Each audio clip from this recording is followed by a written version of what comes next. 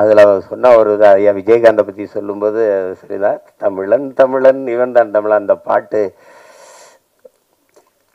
கொஞ்சம் வலியாக தான் இருந்தது. அவருடைய இறுதி ஊர்வலம் போகும்போது அந்த பாட்டை திருப்பி போடும்போது ரொம்ப இதாக இருந்தது. அவ்வளவு சிறந்த ஆற்றலாளர்கள்லாம் இங்கே இருக்கிறாங்க. என்னுடைய குரு, அவரை பற்றி நான் சொல்லணும். நாங்கள் பசும்பன் படத்துக்கு நான் கதை வசனம், எனக்கு எங்கள் அப்பாவுக்கும் சண்டை வராத நேரங்களே இல்லை. அப்போ பஞ்சாயத்து செய்த பஞ்சாயத்து தயார் அவர் தான். என்ன எழுதி கொடுத்தாலும் தாளை தூக்கி தூக்கி கீழே போட்டுருவாப்புல. சார் அது படிக்கிறதுலாம் கிடையாது அப்படின்ட்டு. நான் ஒன்றும் இல்லை, பதறதில்லை, எடுத்து பொறிக்க இப்படியே வச்சுருப்பேன், போய் உட்காந்துருவேன். எல்லாரும் பெரிய பெரிய நடிகர்கள், நான் நீண்டு பையன் பேர செட்டு இது பண்ணிக்கிட்டு சின்ன பையன் உட்காந்துருப்பேன். திடீர்னு இந்த இடத்துல சித்தா இங்கே சிவா ஒரு இது பண்ணணும், ராதிகா இங்கேருந்து வரணும், இங்கே ஒரு இது வேணும், எங்கே இந்த பையன், நான் எங்கேயாவது உட்காந்துருப்பேன் தேடி, சிஷியா இங்கே வா அப்படின்னு. இன்னும் என்ன உங்கள் அப்பா வசனம் கேட்குறாரு, இங்கே வாங்க, என்னப்பா வேணும், இங்கே 2 பேரும் பேசணும், இந்த இருக்குப்பா. அப்போ அது இதாப்பா நீங்கள் கீழே சத்து முன்னாடி தூக்கி போட்டி இல்லைப்பா, அதுதான்ப்பா அப்படின்னு. ஐயோ ஒரு தடவைலாம் இப்படி தூக்கி போட்டார். நான் கடைசியாக வெறும் இந்த இதுதான் இருந்தது, அதை தூக்கி கீழே போட்டு நடந்து சென்னைக்கு கிளம்பிட்டேன். பொள்ளாச்சியிலேருந்து நடந்தே போகிறேன்ட்டு திருப்பி, ஏய் வாட உங்கள் அப்பா பற்றி புது சண்டைக்கு இருந்தா என்ன, நீ வா வா வா வா அப்படி கூட்டி போய் பல தடவை. அதுலேருந்து என்னுடைய குரு. இல்லைன்னா பாதி படத்திலே போயிருப்பேன் ஊருக்கு. அது அவர் சொன்ன மாதிரி, தம்பி சொன்ன மாதிரி திரை உலகத்தினுடைய என்ன சொல்ற களஞ்சியம்தான். எங்கள் ஐயா நடிகர் திலகம் ஒரு நடிப்பில் கலைக்களஞ்சியம்னா, இந்த ஆண்டு இந்த படம் இப்படி வந்தது, இந்த திரையரங்கில் வெளியிட்டாங்க, இது இத்தனை நாள் ஓடிச்சு, இதனால் இது ஓடிச்சு, இந்த பண்டிகையில் வெளியாச்சு, எல்லாமே அவருக்கு தெரியும். அவர் நினைவுக்குள்ளே இருக்குது. அவ்வளவு இங்கே இருக்கிற மூத்த இதழியலாளர்கள் எங்கள் ஐயா போன்றவர் இருக்காங்க. விழாவின் சிறப்பே நீங்கள் இவ்வளோ நேரம் இருக்கிற என் உறவுகள் எல்லாம் இவ்வளோ நேரம் அமைதியாக உட்கார்ந்து இருக்கிறீங்கன்னா அதுவே இந்த விழாவுக்கு பெருமை. அது இதை காட்சிப்படுத்தி மக்கள்கிட்ட கொண்டு போய் சேர்க்க இத்தனை ஊடகவியலாளர்களும் 10 மணி ஆகியும் இருக்கிறீங்க அப்படிங்கிறத பெரிய இது. அது எனக்கு பார்த்தீங்கன்னா ஒரு நேரம் ஒரு ஊரில் இருக்கணும், ஒரு நேரம் ஒரு ஊரில் இருக்கணும். நேற்று எங்கேயோ இருந்து வந்தோடனே வா படம் பார்க்கன்னு கூப்பிட்டாப்புல, அங்கே போனேன். இன்றைக்கி நீதிமன்றத்தில் நிற்கணும், நின்றுட்டு 5 மணிக்கு வந்து இறங்கினேன், வா இங்கே பாட்டு வெளியிடணும்னு கூப்பிட்டாப்புல. வேற ஆளாக இருந்தால் போய் வேலை இருக்குன்னு சொல்லலாம், அவர்னா போன்றிருப்பேன். விஜித்துக்காக வர வேண்டியது இருக்குது. இவரெல்லாம் யார் பார்ப்பா, என் தங்கச்சிக்கு என் பிள்ளைகள் விஜித்து அரவிந்துக்காக பார்க்க வேண்டியது இருக்குது. ரெண்டாவது எங்கள் தங்கர் சொன்ன மாதிரி நம்ம எல்லாருமே வெறுக்கிற இதுகள் இருக்குது, செயல்கள் இருக்குது. ஒன்று ஊழல், லஞ்சம் யாருக்கும் பிடிக்கலை, இந்த நாட்டில் யாருக்கும் பிடிக்கலை. ஆனால் ஒரு கேள்வி எழுது, யாருக்குமே ஊழல் லஞ்சம் பிடிக்கலையே, அப்போ யார் கொடுக்குறா யார் வாங்குறா? சரிதானே? லட்சுமி ராமகிருஷ்ணன் இருக்காங்க, அவங்க தான் நியாயமான தீர்ப்பு சொல்லணும். ஏன்னா இல்லை, ஒரு கேள்வியை நம்ம இப்படி கேட்டு பார்ப்போம், உங்களுக்கு ஊழல் பிடிக்குமா, லஞ்சம் யாருக்காது பிடிக்குமா? தங்கச்சி உங்களுக்கு பிடிக்க யாருக்கும் பிடிக்காது. அப்போ யார் தாண்டா கொடுக்குறா, எவன் தாண்டா வாங்குறான் தெரியல. எங்க இந்த ஊழல் லஞ்சம் பிறக்குது அப்படின்னா, தனக்கு கிடைக்காதது எவனுக்கும் கிடைக்க கூடாது, எவனுக்கும் கிடைக்காதது எனக்கு கிடைச்சிடணும், இந்த எண்ணத்துலதான் ஊழல் லஞ்சமே பிறகு. கோயில் கருவறையா முதல்ல கும்பிட்டு போயிடணும், அதுக்கு 1000 ரூபாய் சிறப்பு தரிசனம் கட்டிடு, என்ன லஞ்சம். பிரசவ அறையா அங்க போனா மனைவி சேர்த்தனா மருத்துவர்னு கூட சொல்றது இல்லையே, நம்ம தான் டாக்டர். எவ்வளவு செலவானாலும் பரவாயில்ல காப்பாத்திருங்க, அந்த வார்த்தையே லஞ்சமாயிருது. எவ்வளவு செலவானாலும் பரவாயில்லையா, அப்ப காசுக்காரன் போடுறான்னு திட்டிடுறான். கோயில் கருவறையில் இருந்து தாயின் கருவறை வரைக்கும் ஊழல் லஞ்சம் இருக்கு. ஒரு மருத்துவ கல்லூரியில படிக்க போனா 10 இடம் தான் இருக்கு, ஆனா 100 பேர் காத்திருக்கான்னா அவனுக்கு கிடைக்காத இடம் எனக்கு கிடைக்கணும்னா ஒரு இடம் 1 கோடின்னா கட்ட தயாரா இருக்கான். அங்க யாருக்கும் கிடைக்காதது எனக்கு கிடைக்கணுங்கிற அந்த எண்ணத்துல பிறந்துருது இந்த ஊழல் லஞ்சம். அதனால ஒழிக்க முடியல. அதே மாதிரிதான் இந்த சமூகத்தின் மிக கொடிய நோய். இன்னைக்கு நேரத்தில் கதாநாயகி விட பாடினாங்க, நம் பாட்டன் பாரதி பாடினது. பாரதி ஒண்ணு இந்த சமூக கட்டமைப்பின்படி அவன் தாழ்ந்தவனோ அவன் தாழ்த்தப்பட்டவனோ அப்படி கிடையாது. அவன் உலகத்துல அவனை மாதிரி ஒரு மகன் இந்த மண்ணில் பிறந்திருக்கான்னா நீங்க எவனுமே இருக்க முடியாது.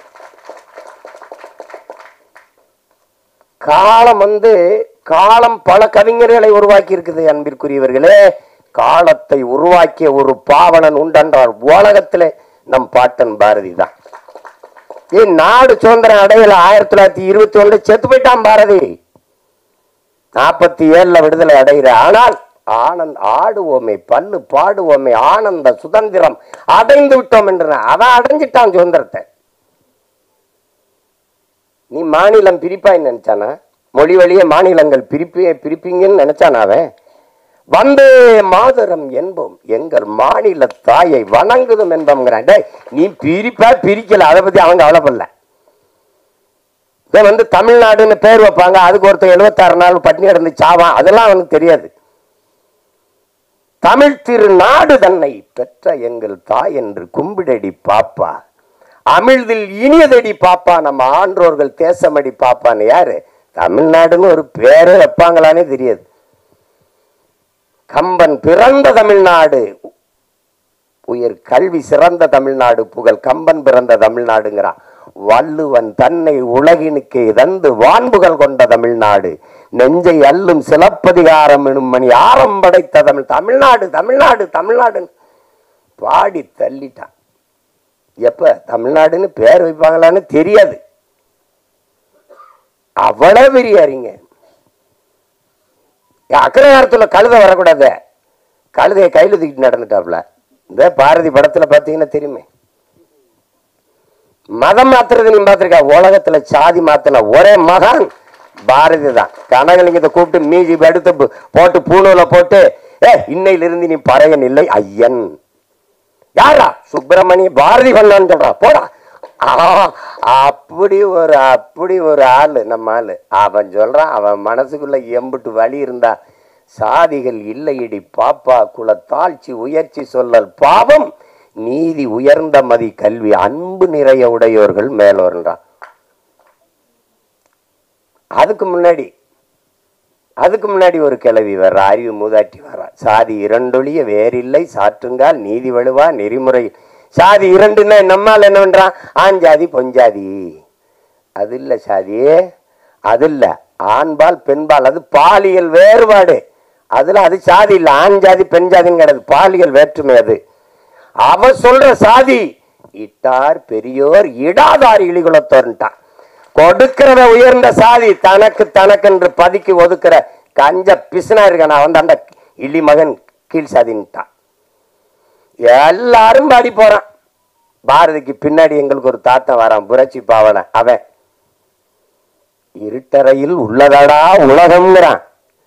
இருட்டறையில் உள்ளதடா உலகம், சாதி இருக்கின்றது என்பானும் இருக்கின்றானேங்கிறான். தமிழுக்கு அமுதென்று பேர், அந்த தமிழ் இன்பத்தமிழ் எங்கள் உயிருக்கு நேர்ந்து பாடின அவன், தமிழ் என் உயிருக்கு நேர்ந்து பாடின அவன், தமிழ் வளர்த்தல் ஒன்று சாதி ஒழித்தல் மற்றொன்று பாடல. சாதி ஒழித்தல் ஒன்று, நல்ல தமிழ் வளர்த்தல் மற்றொன்றுனா. முதல்ல சாதிய ஒழிடாங்கிறான். சாதிய ஒளி. எல்லாரும் சமநிலை சமூகம் படைக்கதான் போராடுறான். ஆங்க சித்தரு புத்தரு ஞானி யோகி மகான் எல்லா காலங்களையும் சாதிக்கு எதிரான குரல், சாதிக்கு எதிரான கருத்து, சாதிக்கு எதிரான கட்டுரை, சாதிக்கு எதிரான பாட்டு, சிந்தனை, போராட்டம். ஆனாலும் இந்த சாதி சாக மாட்டேங்குது. அதேதான் சொன்னா, எல்லாரையும் சாகடிக்கிற சாதிய உனக்கு ஒரு சாவு வராதா? அதனே எல்லாரும் பாடுனா. இந்த தலைமுறையில எங்க விஜித்து சிவபிரகாச அவன் பங்குக்கு ஒரு நெற்பள்ளி போடுறான் இந்த சாதியை கொளுத்துறது.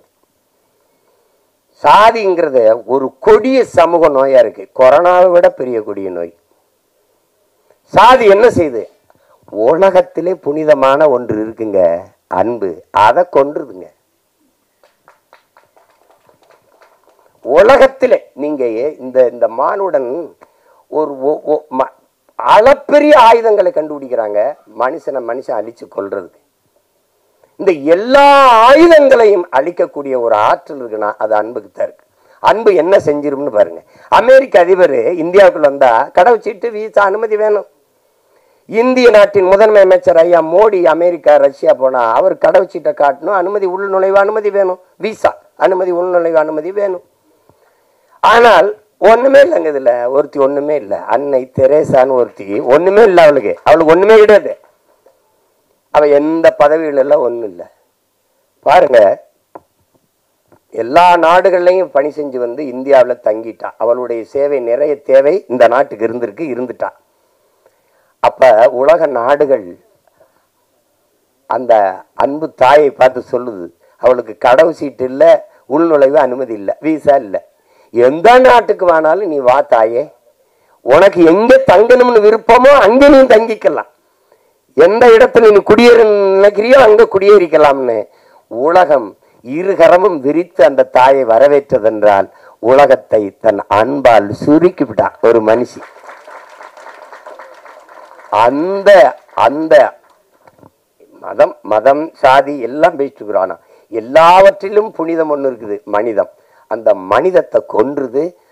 ஆகச் சிறந்த ஒன்று அன்பு, அதை கொன்றுது இந்த சாதி. சாதி மதம் நீங்க என்ன சாதாரண நினைக்கிறீங்களா? கல்லு, சாராயம், இந்த கஞ்சா, அவினு, கொட்கைன்னு இந்த இதெல்லாம் இருக்குல்ல, அது போட்டா தான் புதையேறும். சாதி மதமும் சொன்னா ஏறிடும்ன்றான். இந்த மார்க்ஸை விடவா ஒரு மேதை இருக்கான் அந்த நாட்டில். 2000 ஆண்டுகள்ல இவனை போல ஒரு சிந்தனையால இன்னும் பிறக்கலன்றா. அவனே சொல்றான் மதம் ஒரு அப்படின்னு சொன்னா ஏறிடுன்றான். மற்ற போதையெல்லாம் படுத்து தூங்கினா இறங்கிரும். சாதி மத போதை ஏறிச்சுன்னா செத்து பாடையில போனாலும் ஏறாது. ஏன்னா தனி சுடுகாடு அவனுக்கு. செத்தாலும் ஆறுமுக கவுண்டர் சுப்பிரமணிய நாடாருன்னு எழுதி வைப்பானா இல்லையா கல்லறையில்? செத்தாலும் போகாது. இந்த சாதி ஒரு சமூக நோய். குறிப்பா எங்களுக்கு தமிழ் தேசியர்களுக்கு வந்து பெருநோய். இந்த மண்ணில் பிறந்த ஒரு பெரிய புரட்சியாளன் எங்களுடைய அண்ணன் தமிழரசன் அவர்கள் எழுதுற, டேய் சாதி, மதம், சாராயம், இது 3 வந்து தமிழ் தேசிய அரசியலின் மிகப்பெரிய பகைவங்கிறப்ப. மதம், சாதி, போதை இருக்க பெரிய கொடிய நோய்டாங்கிறது. அது என்ன சொல்ல? இப்ப தேர்தலில் நம்ம வேலை செஞ்சு போவேன், எல்லாம் சரின்னு விடும். என்னதானாலும் நம்ம சாதியை விட்டு கொடுக்க முடியாதுலன்றான். அவனுக்கு மொழி செத்துச்சு கவலைப்பட மாட்டான், அவனுக்கு இனம் செத்துருச்சு கவலைப்பட மாட்டான், ஆறு செத்துருச்சு கவலைப்பட மாட்டான், மலை களவு போகுது கவலைப்பட மாட்டான், வளம் திருடு போகுது கவலைப்பட மாட்டான், உரிமை பறி போகுது கவலைப்பட மாட்டான். எது செத்தாலும் சரி, தன் சாதி செத்துறக்கூடாது அப்படி நினைக்கிற ஒரு கூட்டத்துக்கிட்ட 2 காதலர்கள் சிக்கிக்கிட்டா என்ன நிலைமை? அதுதான் கதை. ஒரு பேரன்பை ஒருத்தன் வைக்கிறான், அந்த பேரன்புக்கு பிரச்சனை. அந்த அன்பை சிதைச்சவனை ஒழிக்கணும்னு நினைக்கிறான், பெருங்கோபம். இதுதான் படம். சரிதானே? ஆமா, ஆமான்டாப்ல. ஏன்னா நீங்க இத பாருங்க, சாதிய இழிவை துடைத்தெறிய போராடாமல் இருப்பதை விட செத்து ஒழிவதே மேலானதுன்னு அண்ணல் அம்பேத்கர் சொன்ன இந்த மொழின்னு இருக்கிற அந்த வலி இருக்குல்ல, அதை நீங்க உணர்ந்துட்டீங்கன்னா நீங்க இந்த நாட்டில் தீண்டாமைங்கிற ஒரு சொல்லே இருக்காது. நீங்க நினைச்சு பாருங்க எவ்வளவு வழி இருந்தான்னா, யாருக்கு அடிமை இல்லை, எனக்கும் யாரும் அடிமை இல்லை. இந்த எண்ண ஓட்டம் தான் இங்க எல்லாருக்கும், இந்த மானுடத்துல எல்லாருக்கும் தேவைப்படுது. இதுதான் இங்க இருக்கிற சிக்கல்.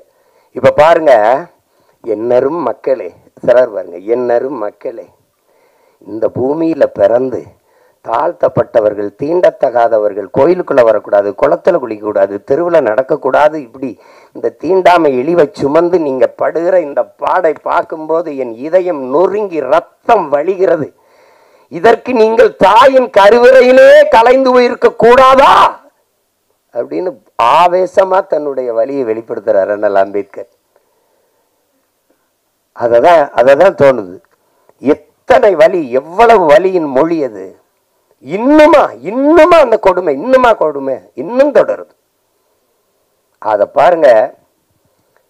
பிறப்பின் அடிப்படையில் பேதம் பாராட்டுகிற, உயர்ந்தவன் தாழ்ந்தவன் என்ற பாகுபாடு பாராட்டுகிற இந்த கொடிய நோயை ஒழிக்காது சமநிலை சமூகம் பிறக்காது. இதற்கு என்னைக்கு சொல்றான் பாருங்க. அந்த இதுல படத்துல கூட வருது பாருங்க. நம்முடைய அது குரல் ஒளியில வருது. நம்ம பாவா செல்லத்துறைவர் சொல்றாரு பாருங்க. பிறப்பு ஒக்கும் எல்லா உயிருக்கும்னு வள்ளுவ பெருமகனார் தந்தருளிய மறைமொழியில் எத்தனை ஆண்டுகள், 1000 ஆண்டுகளுக்கு முன்னாடி பாடுறாரு. எத்தனை 1000 ஆண்டுகளுக்கு முன்னாடி பாடுறாரு. இப்ப அந்த காலத்திலேயே இந்த ஏற்றத்தாழ்வு இருந்திருக்குது. பிறப்பு ஒக்கும் எல்லா உயிருக்கும், எல்லா மானுடருக்கும்னு சொல்லவே இல்லை நம் மூதாதை. எல்லா உயிருக்கும் பிறப்பு ஒக்கும். அதனால பிறப்பின் அடிப்படையில் பாகுபாடு, உயர்ந்தவன் தாழ்ந்தவன். இதுல பாரதி ஏன் ஆகச்சிறந்த மானுடன் பாரதி கிட்ட கேட்கப்படுது. எங்க நோய், நாம பிரம்மனின் தலையிலிருந்து பிறந்தோம், சத்திரியன் தோல்ல இருந்து பிறந்தான், வைசியன் தொடையிலிருந்து பிறந்தான், அந்த சூத்திரன் காலில் இருந்து பிறந்தான், இந்த பஞ்சமன் ஒருத்தருக்கான அவன் எதுலங்கானு பிறந்தான்னு பாரதி கிட்ட கேட்கப்படுது. பாரதி அவன் மட்டும்தான்டா அவங்க ஆத்தாளுக்கு அப்பனுக்கும் பிறந்தான்ட்டான். புரியுதா உங்களுக்கு? சமூகத்து மேல இருந்து அவனுக்கு கோபம் இருக்கு பத்தியில, அந்த கோபம் தான் இந்த பெருங்கோபம். அதை நீங்க இது என்ன, அது இழிவை சுமந்து பார்க்குறவனுக்கு தான் தெரியும். நீங்கள் இந்த வலி இது மேல்தட்டு மக்களுக்கு ஒன்றும் தெரியாது. இது நாட்டாமல் பண்ணிட்டு, இது ஒரு போதை, இது ஒரு மனநோய். மனிதனை சக மனிதனை தன்னை போல எலும்பு நரம்பு ரத்தம் சதை பசி உறக்கம் கனவு கண்ணீர் எல்லாம் கொண்ட சக மனிதனை தாழ்ந்தவன் என்று தாழ்த்தி வீழ்த்தி சுகம் காணுகிற ஒரு மனநிலை கொடிய நோய். அது மனநோய். அதான் அங்க இருக்கிறது.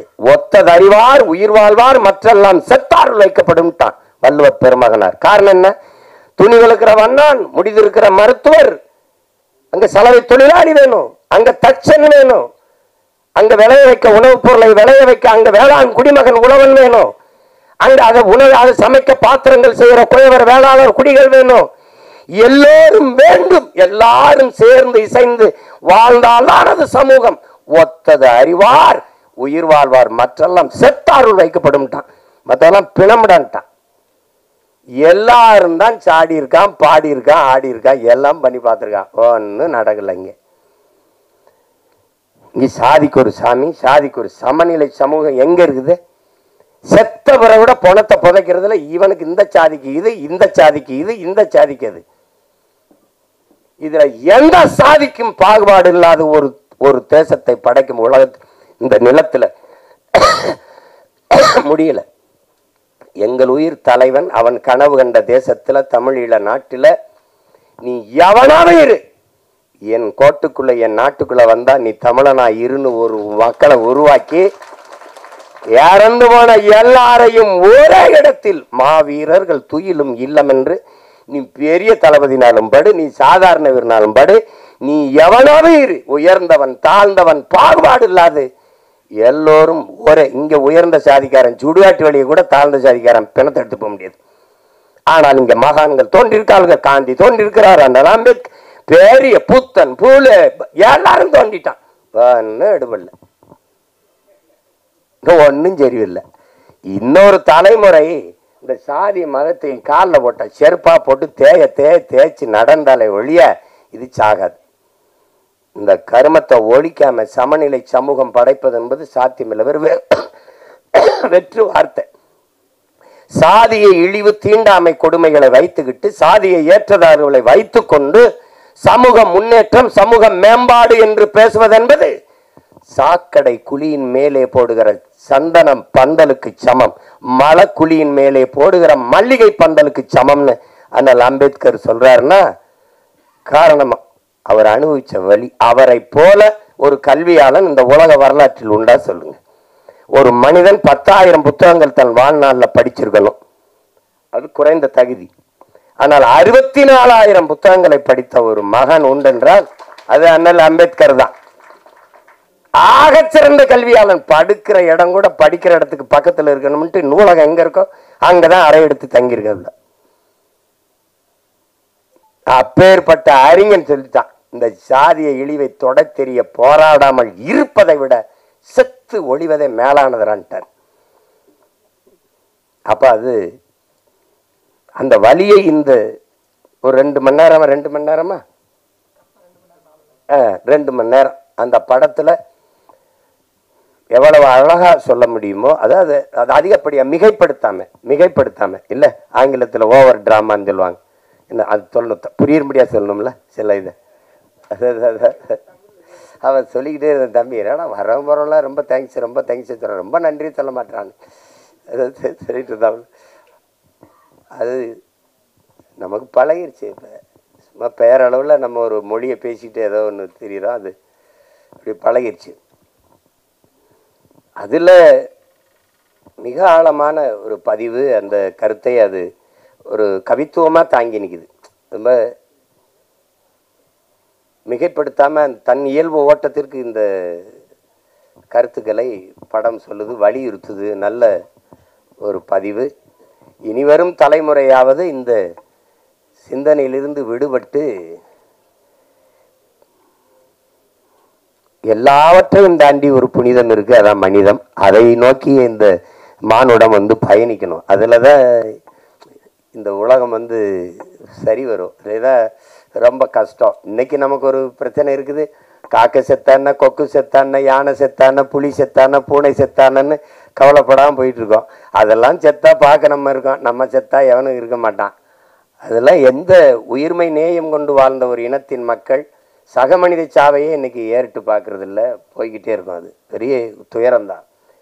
அப்போ இதில் ஒரு சிறந்த படைப்பு. இதில் என்னுடைய தங்கரவர்கள் குறிப்பிட்டது மாதிரி பெரிய எங்களுக்கெல்லாம் அந்த வாய்ப்பு கிடைக்கல. நாங்கள் அவருடைய பெரிய அன்பு பிள்ளைகளாக இருந்தும் நான்லாம் முதல் படத்திலேயே அவரோட இணைந்து வேலை செய்யணும்னு நினச்சேன். அந்த வாய்ப்பை பெற முடியல. தங்கர் கூட அழகிலாம் வேலை செஞ்சிட்டார். ஆனால் முதல் படத்திலே தம்பி சிவபிரகாஷுக்கு அந்த வாய்ப்பு கிடைச்சிருக்குது பெருசு. எங்கள் அப்பா இளையராஜா அவர்களோட பணியாற்றுறது. ஒரு இசை ஞானி அப்படின்னு சொல்கிறதெல்லாம் ரொம்ப குறைவு. இது ஏன் அவர் இசை ஞானியாக இருக்கணும்? அறிவு என்பது அறிவது, ஞானம் என்பது உணர்வது. இசையை அறிய முடியாது, உணரணும். அதனால் அவரை இசை ஞானி என்று கருணாநிதி அவர்கள் வச்சு அழைச்சதுனால அது இசை ஞானின்னு வந்துட்டது. அதையும் தாண்டி அவரை சொல்லணும்னா அவர் இசை இறைவன், இசை அமைப்பது இசையமைப்பாளர், இசையை அருளுவது. ஒரு இறைவன்கிட்ட போய் என்ன வேணாலும் கேட்பான் பாருங்க. இந்த தேர்வில் நான் வெற்றி பெற்றணும், எனக்கு அதிக மதிப்பெண்களை கொடுத்துரு, எனக்கு கை காலுக்கு நல்ல சுகத்தை கொடுத்துரு, எனக்கு நிறைய மூளையை கொடுத்துரு, எல்லாம் என்ன கேட்டாலும் கொடுத்துருன்னு நினைக்கிறான் பாருங்க. அப்படி கொடுக்கும்னு நம்பிக்கை உள்ள ஒன்றுக்கு பேர் இறை வச்சோம். நீ என்ன வேணாலும் கேளுங்க, தந்துடும். அப்போ இங்கே கிராமத்தில் இப்படி ஒரு பாட்டு போடுவார். நீங்கள் வேணா பாருங்க, உலகத்தில் இப்படி ஒரு இசை அறிவு கொண்ட, இசை ஆற்றல் கொண்ட ஒரு மேதை, பீத்தோவன், பால்மரியட்டு, மோசாட்டு எல்லாம் சொல்லுவாங்க. கொண்டு வந்து எங்கள் ஊர் படத்துக்கு ஒரு 2 மணி நேரம் பின்னணி இசை வாசின்னு சொல்லுங்க, தெரிஞ்சிடும் யாரும் பெரிய மேதைன்னு. என்ன முத்துரை போட்டு வாசிக்க சொல்லுங்க. தளபதின்னு ஒரு படத்தை எடுத்துக்கிறங்க. ஒரே இசையமைப்பாளர், ஒரு மியூசிக் கம்போசர், ஒரு இசையமைப்பாளர் ஒருவரே இந்த படத்துக்கு இசையமைச்சிருக்காரு, இந்த பாடல்களை உருவாக்கியிருக்காருன்னு யாராவது ஒத்துக்கிட்டா சொல்லுங்க. எடுத்த உடனே ஒரு பாட்டு, சின்ன தாயவள் தந்த அந்த பாட்டு போகும். கொஞ்ச நேரம் அடி ரக்கம்மா கையை தட்டு சாங்கு சக்கு சக்கு சக்குன்னு போகும். அதில் தேவாரத்திலிருந்து ஒரு இதை போடுவார், கும்பிட்ட குரு ஒரு போடுவாங்க, சோபன அறிமுகத்துக்கு ஒரு இதை போடுவார். திருப்பி காட்டுக்குயில் மனசுக்குள்ளே பாட்டுக்குன்னு ஒன்று போகும். தின்னு சுந்தரி கண்ணால் ஒன்று போ, யமுனையாற்றிலே ஈர காற்றிலே, குடியா பீத்தவன் வா, மோசாட்டு வா, பால் மறிட்டு வா, போடுற அப்படி 7 பாட்டு போட்டு விடப்பா, சேதறிடுவான். யமுனை ஆற்றிலே ஈர காற்றிலே கண்ணனோடுதான் பேட. இவர் தான் சங்கு சக்கு சக்கு சக்கு, அதான் அவர் தான் கம்போசர். காட்டுக்குயில் மனசுக்குள்ளே பாட்டு, அதான் கம்போசர். திருப்பி ஒருத்தர் சுந்தரி கண்ணாலூர், அது எல்லாம் ஒரே ஆளுன்னு சொல்லி எவனாவது உலகத்தில் நம்பிட்டானா என்ன கேள்வி? அது எங்காலால தான் முடியும். இப்போ டோனி சிறந்த ஆட்டக்காரர் தான், ஆனால் அவருக்கு சென்னை சேப்பாக்கம் மைதானம் தான் சரியாக இருக்கும், மற்ற இடத்துல சரியாக ஆட மாட்டார். அப்படிலாம் இல்லை, எங்காலும் எந்த திடலில் விட்டாலும் அடிப்பார். நீ இது ஹோம் பிச்சும்பா, இது ஹோம் கிரவுண்டுலாம். எங்கள் அப்பாவுக்கு எல்லா கிரவுண்டும் ஹோம் கிரவுண்டு தான். நீ நகைச்சுவையா படம் எடு, நீ ஏதாவது எடு, எல்லாத்துக்கும் இசைப்படும்.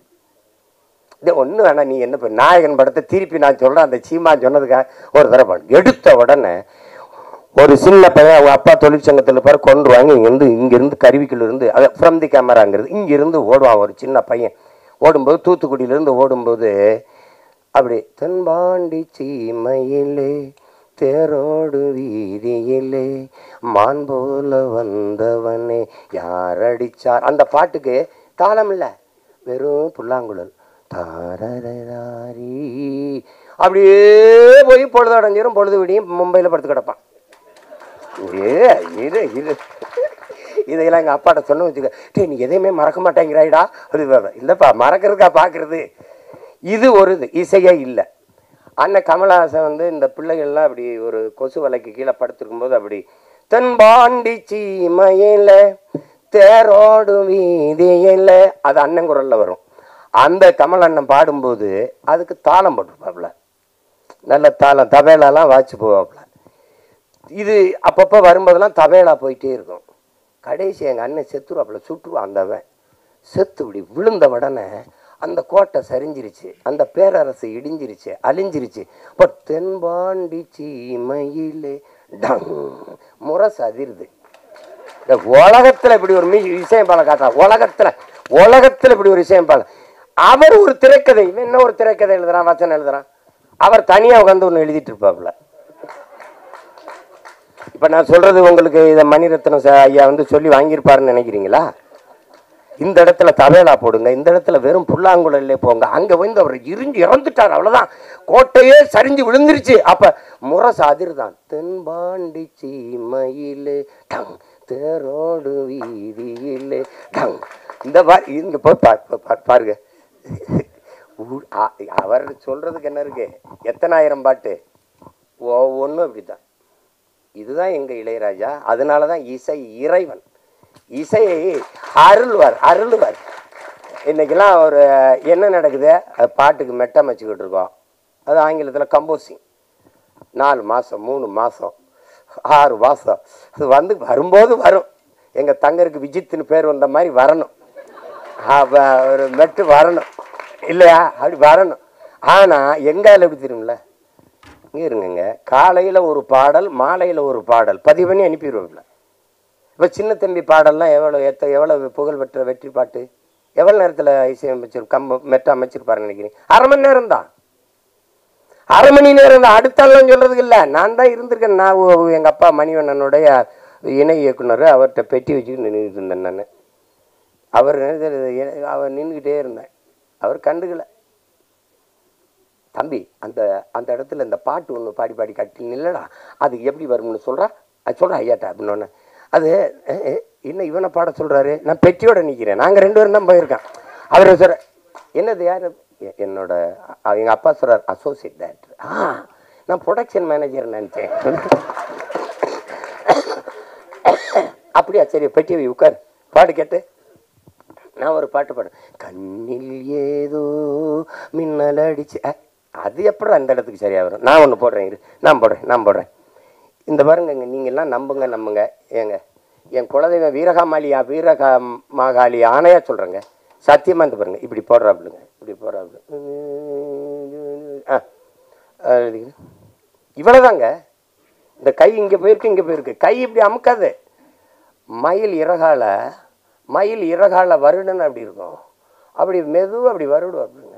அந்த கட்டையை விரலை வச்சு கொஞ்சம் இப்படி வந்துட்டு, சங்கிலிய போட்டோம் தங்க கேளிக்கு சங்கிலி தான் போடணுமே. இந்த படத்தில் பூராமே அவர் தான் எழுதியிருக்காரு, பாட்டு பூரா எழுதியிருக்க முடியாது, அப்படியே பாடியிருப்பாரு.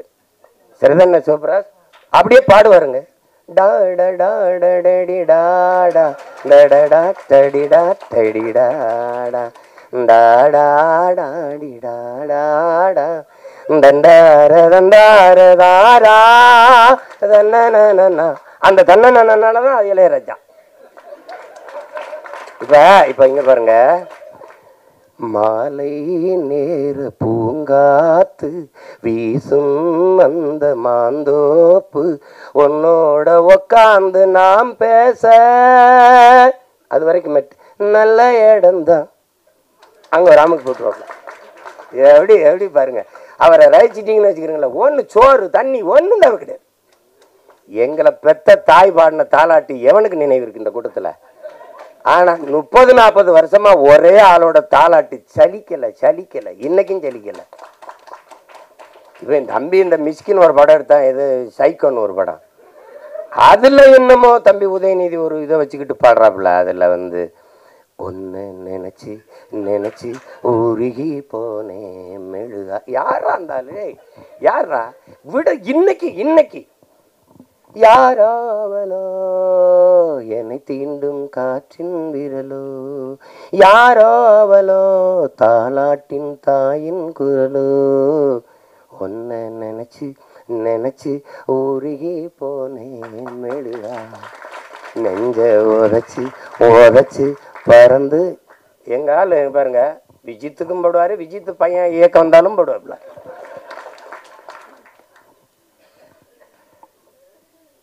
அது வரம். எப்பவாவது அரிதான அவதாரங்கள். எப்படி இலக்கிய உலகில் பாரதி வந்தானோ அது மாதிரி இசை உலகில் எங்க அப்பா இளையராஜா. அது ஒரு வரம். அதனால இசை இறைவனின் ஆசி பெற்ற ஒரு படம் இது. அதனால இது ஒரு மாபெரும் வெற்றி அடையணும். நான் உளமாற வாழ்த்த வந்திருக்கேன். நான் இது ஏன்னா எங்கள் விஜித்தோட படங்கிறதுனால தங்குற படம் எடுத்து கூப்பிட்டா போயா வேலை இருக்கு எனக்குன்னு போயிருப்பேன். அது அவர் தெரியும். சிரமந்தான். இப்போ போய் 3 நாள் ஆச்சு இப்படி சுற்றிட்டு திரிஞ்சு, காலையில் இன்னும் ஓடணும். அது ஆனாலும் இந்த விழாவும் இந்த நிகழ்வும் எனக்கு ரொம்ப முக்கியமானது. அது நான் அரவிந்த் தான், எங்கள் அரவிந்த் அவன் தான் இந்த வேலையை செய்ய ஆரம்பிப்பான்னு நினச்சேன் நான். ஆனாலும் விஜித்து வந்திருக்கேன். எனக்கு நான் இவ்வளவு விஜித்திட்ட எதிர்பார்க்கல. ஒரு முதிர்ந்த நடிகை எங்கள் அண்ணன் சந்திரசேகர் இருக்காங்க. அவங்க அந்த பாலைவனச்சோலையில் நடித்த போது அவ்வளவு இதாக இருக்கும். அந்த உரையாடலை வெளிப்படுத்துகிற ஆற்றல், அந்த இதெல்லாம் உடல் மொழியெல்லாம் ரொம்ப மென்மையாக அதை மாதிரி நடிச்சிருக்கான். அது முதல் படம்னு சொல்ல முடியாத அளவுக்கு நடிச்சிருக்கான் விஜித்து. பாராட்டுகள். அதில் ரொம்ப பெருமைக்குரிய ஒரு நிகழ்வு. இதில் நீங்கள் விஜித்தை பாராட்டுவது தங்கரை பாராட்டுவதும் தான், என்னை பாராட்டுவதும் தான், இங்கே இருக்கிற ஒவ்வொருத்தரையும் பாராட்டுவதும் தான். இருந்தாலும் இது அவனுக்கு ஒரு தொடக்கம். தேவயானி அவர்கள் சொன்னது போல் உன்னுடைய தனித்திறமையில் தான் நீ வெல்லணும். அது முக்கியம். யாருக்குமே அந்த புகழுங்கிறது ஒரு முகவரி அட்டை போல் பயன்படும். ஆனால் நீங்கள் செய்கிற வேலையினுடைய ஆற்றலை பொறுத்து தான் நீங்கள் நிலைத்திருக்க போறீங்களா இல்லையாங்கிறது நிரூபிக்கப்படுது. இப்போ அண்ணன் சிவகுமாருடைய பிள்ளைகள் தம்பி சூர்யாவும் கார்த்திக் வந்தாங்கன்னா, சிவகுமாரன் மகன்கள்ங்கிறது ஒரு அறிமுகத்துக்கு சரியாக இருந்தது. தன் ஆற்றல்களால் நிரூபித்தாங்க. அது மாதிரி தான் எங்கள் அப்பா என்னதான் எஸ்எஸ்சி அவர்கள் அவனை அறிமுகப்படுத்தலான்னு தம்பி விஜயை தன்னுடைய தனித்த ஆற்றலால் இன்னைக்கு இவ்வளோ பெரிய புகழ்பெற்ற ஒரு இடத்துக்கு வந்திருக்காருன்னா உழைப்பு. எப்படி பார்த்தாலும் உடன் பிறந்தார்களே, வெற்றிக்கு ஒரே ஒரு வாய்ப்பு தான் இருக்கு, கடுமையான உழைப்பு. அதை தவிர எல்லா வேதனைக்கும் ஒரே ஒரு மருந்து தான் சாதனை. சாதனையை எப்படி தொட முடியும்? வெற்றியின் மூலமா. வெற்றியை எப்படி அடைய முடியும்? கடுமையான உழைப்பின் மூலமா. அதனால உழைப்பு உழைப்பு உழைப்பு, அதை தவிர ஒன்றும் கிடையாது. அந்த பேரன்பும் பெருங்கோபத்துக்கு உங்க எல்லாருக்கும் எளிய உதாரணம் சேகுவேரா. உங்களுக்கு தெரியும், கியூபா விடுதலை புரட்சியாளன். பசியோடு இருந்தார்கள் மக்கள், உணவளித்தேன், மனிதாபிமானி என்றார்கள். அது அவனுடைய பேரன்பு. ஏன் இவர்களுக்கு உணவு கிடைக்கவில்லை என்றேன், என்னை கம்யூனிஸ்ட் என்றார்கள் தான். அது மாதிரி அந்த உணவு ஏன் கிடைக்கவில்லை என்ற கேள்வி எழுப்பின கோபம் தான். அது உணவு அளித்தது பெரும் பேரன்பு, அவர்களுக்கு ஏன் உணவு கிடைக்கவில்லை என்று கேள்வி எழுப்பியது பெருங்கோபம். அதுதான் இந்த சமூகத்தை பார்த்து இந்த படம் பல கேள்விகளை எழுப்புது. எத்தனை காலத்துக்குடா இந்த சாதி சனியனை வச்சு எங்களை சாகடிப்பீங்கன்னு அன்பு கொண்ட நெஞ்சங்கள் கெஞ்சுது. அதான் படம். தயவு செய்து படத்தை பார்த்து ஆதரவு கொடுங்க. ஊடகவியலாளர்கள்லாம் ஐயா ரஜினிகாந்த் படம் வந்தால் எப்படி எழுதுவீங்களோ, தம்பி விஜய் படம் வந்தால் எப்படி எழுதுவீங்களோ, அதுபோல் இது படம் புதியவர்களை வரவேற்கணும். அது இல்லைன்னா புதிதான ஒன்று எதுவும் வராது. இப்போ என்னையெல்லாம் தேர்தலில் போட்டியிடுறேன்னு யாரும் சொல்கிறது இல்லை. கருத்து கணிப்பில் கூட இந்த கட்சின்னு ஒன்று இருக்குது, சீமான்னு ஒருத்தர் இருக்கான், அவனும் போட்டி போட போகிறான்னே சொல்கிறதில்ல. அங்கே இருக்குது ஒரு பெரிய தீண்டாமை. அதை ஒழிக்க நான் போராடிட்டு இருக்கேன். இது சமூகத்தில் இருக்க தீண்டாமை ஒழிக்க தம்பி எல்லாம் சேர்ந்து போராடுறாங்க. எல்லாருக்கும் என்னுடைய அன்பும் வாழ்த்துக்களும். இவ்வளோ நேரம் இருந்த எல்லாருக்கும் என்னுடைய அன்பும் வாழ்த்துக்களும். ரொம்ப பெருமை. அவர் தம்பி கதிரோடைய அப்போ கதிர் நான் ரொம்ப நெருக்கம். என்னுடைய தம்பி அவருடைய தந்தையார்னாங்க. அவரும் நடிச்சுக்காரு. நல்லவர் அல்ல, கெட்டவரை தான் நடிச்சிருக்காப்ல. கொஞ்சம் கொஞ்சமாக சாகும், சாதி கொஞ்சம் கொஞ்சமாக சாகும். சமூக மாறுதல்கள் வந்து கொண்டிருக்கு. இன்னொரு தலைமுறை மாறி வருது. அந்த மாற்றத்திற்காக நாம் எல்லோரும் காத்திருக்கிறோம். உங்கள் எல்லாருக்கும் என்னுடைய அன்பும் வணக்கமும். நன்றி. படம் வெற்றியடைய என்னுடைய வாழ்த்து.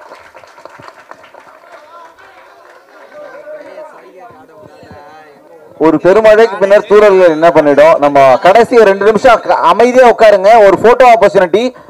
Audio launch, official audio launch இசைத்தகடு தற்பொழுது வெளியிடப்படுகிறது. புகைப்படத்துக்கான ஒரு வாய்ப்பு.